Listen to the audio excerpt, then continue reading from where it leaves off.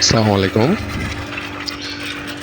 আমরা অনেক সময় অনেকে বলতে শুনি বাজাজের ট্যাঙ্কগুলা বাজে, হয়তোবা সুজুকির ট্যাঙ্কগুলা বাজে, আগের ট্যাঙ্কগুলা এখনও অক্ষত আছে, এতে কোনো সমস্যা হচ্ছে না। আসলে সমস্যাটা হচ্ছে আমাদের ফুয়েলের মধ্যে। তো দেখতে পাচ্ছেন একটা হোন্ডা সিডিআই গাড়ির ট্যাঙ্ক, এটা থেকে কত টাকা ময়লা বের হচ্ছে। ট্যাঙ্কটা দেখলে নিশ্চয়ই বোঝা যাচ্ছে এটা কাজ করা হয়েছে সর্বোচ্চ 3 মাস। 3 মাস আগে এটার নিচের অংশ কেটে ভেতরে একেবারে পরিষ্কার করে নিচের অংশটা বানিয়ে এরপর রং করে ক্লিয়ার করা হয়েছে।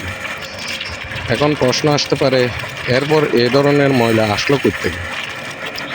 আসলে আমাদের ফুয়েলের মধ্যে যত সমস্যা, ফুয়েলে ইথিনলের মাত্রা এতটাই বেশি যার কারণে ট্যাঙ্কের ভেতর আর্দ্রতা সৃষ্টি হয়। এই আর্দ্রতা থেকে ভেতরে পানির মতো একটা অবস্থা সৃষ্টি হয়ে যায়, এরপর জং পড়ে যায়। আসলে এখানে জাপানি বাইকের ট্যাঙ্ক বলেন বা ইন্ডিয়ান বাইকের ট্যাঙ্ক বলেন, এখানে ট্যাঙ্কের কোনো অবদান নেই। মূল সমস্যাটা হচ্ছে আমাদের ফুয়েলে, যার কারণে আমাদের ট্যাঙ্ক যাচ্ছে, কার্বোরেটর যাচ্ছে এবং এপাই মোটর নষ্ট হয়ে যাচ্ছে, ফুয়েল পাম্প জাম হয়ে যাচ্ছে। এ ধরনের সমস্যায় আমরা ভুগতেছি। তো আশা করব বাংলাদেশ জ্বালানির সাথে যারা সম্পৃক্ত ওনারা এই বিষয়টায় নজর দিবেন এবং আমাদের এই ক্ষতি থেকে বাঁচানোর চেষ্টা করবেন।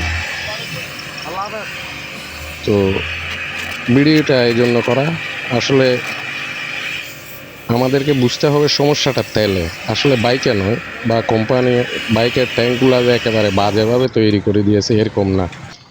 কিছু ট্যাঙ্ক হয়তো খুব দ্রুত জং করা শুরু হয়ে যায়, হয়তো কিছু ট্যাঙ্কে ধীরে আসতে হয়, এতটুকুই সমস্যা। তো দেখুন কতটা ময়লা 3 মাসের মধ্যে।